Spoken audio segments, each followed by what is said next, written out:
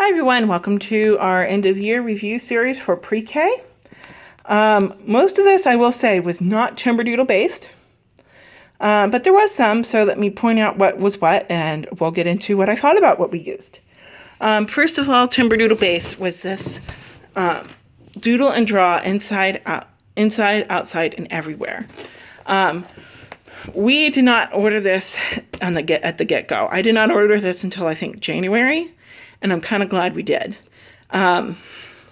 It's almost journal-like. And at first I was very frustrated with it. I didn't see what we were gaining from it. After having talked with somebody and after having her go through some of it, I do recognize that this is not so much an art book, but this is very much in the pushing creative thinking. And in some ways it kind of bleeds over into language arts and like the writing journaling type of activities. The add bunnies to the passenger train. And you could see, like, when we first started, she didn't really know what she was drawing. I had to kind of coach her on it. But once we started getting into it, we started, she started getting into it. She still doesn't always like it. It's kind of a challenge for her. I think it's the free thinking, the open up, be creative, do your own thing kind of thing. But I kind of like that challenge for her. So we really like it. Timberdoodle's kindergarten kits don't include one so open-ended as this. I did find one from another source that I will talk about when I talk about the kindergarten to continue once we finish this, because we didn't start it until really heavily started until March. We've only gotten maybe about halfway through the book. And so she'll have to continue through this one before we go on to the one that I got for kindergarten. But she will definitely be finishing out this book. We definitely like it. I would definitely recommend it, especially for starting to encourage creative and independent thinking.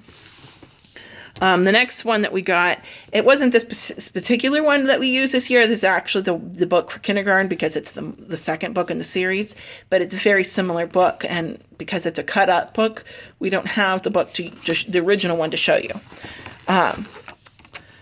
It's basically a cutting series book. And like I said, when I addressed the thinking skills, it kind of escalates a little quickly. It goes from cutting straight lines, and this one actually is a little bit more advanced because it's the second book.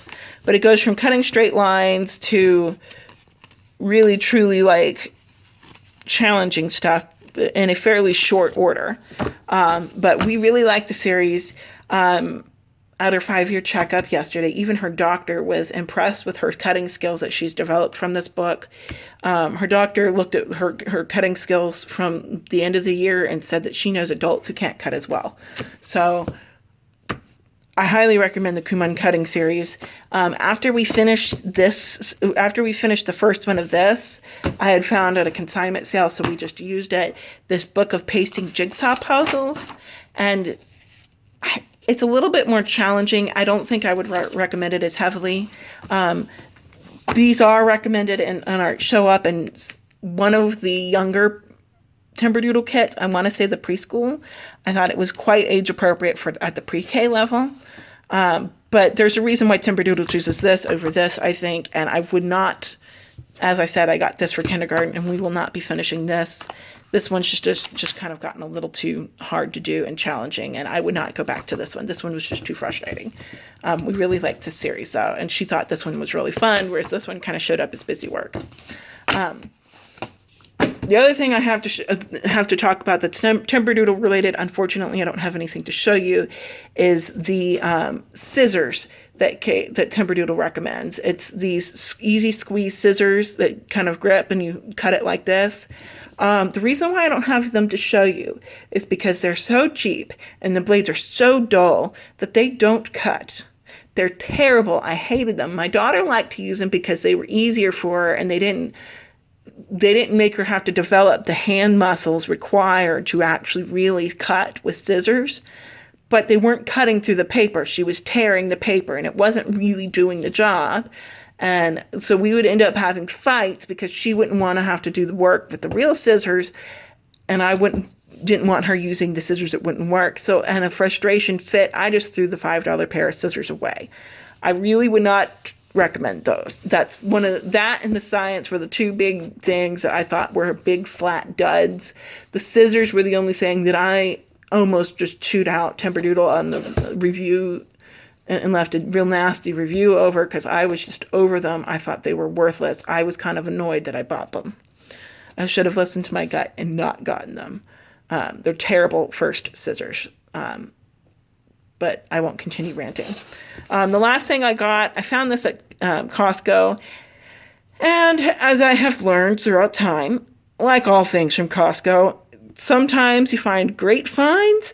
Sometimes there's a reason it's so cheap. And while this looks cute, and it's all handy to put in here, when you get into it, I started the year with this one, but we quickly found that she wasn't really getting much out of it. And she wasn't getting much out of it, and it's kind of like fall flat and was kind of a dud. So we never ended up actually finishing this book. I might let her play with it over the summer or something, just so that she has it. But we quickly just left this to be a dud. I was not very happy with it. I would not have bought it. Knowing what I know now, I wouldn't have bought it. So that's pretty much the rest of what was in the pre-K kit. Like I said, overall, generally we loved our Timberdoodle kit. We would totally get it again. And I have not batted an eye in recommending it to people. We thought it was great. It was worth our money. I was impressed with her developmental, how much she developed. Her doctor was even impressed with how much her motor skill and her intelligence and schooling had developed over the year. Everything was just like really good about it, and most of it was just right spot on with just a few little things that probably work great for somebody else, but just that little tweak of, well, it doesn't fit our family. But that's the end of this review, and that is the end of the whole end of year review series. And I would say, watch what you buy from Costco. Definitely get this Let's Cut Paper series from Kumon. Skip the jigsaw book because it's more of busy work than it is actual cutting. And the doodle and draw inside, outside, and everywhere. Push through and make them do it because they do. She may not like my daughter did not like it in the moment, but she would then quickly, as I pushed her to do more and more, I was noticing her free will to actually want to start coloring, want to start drawing. It starts as creative juices flowing in an easy, gentle way. And it's definitely got a ton out of this, even though we didn't start it until like January and we only made it through halfway through the book. So that's my review. Thanks for watching, everybody. Bye.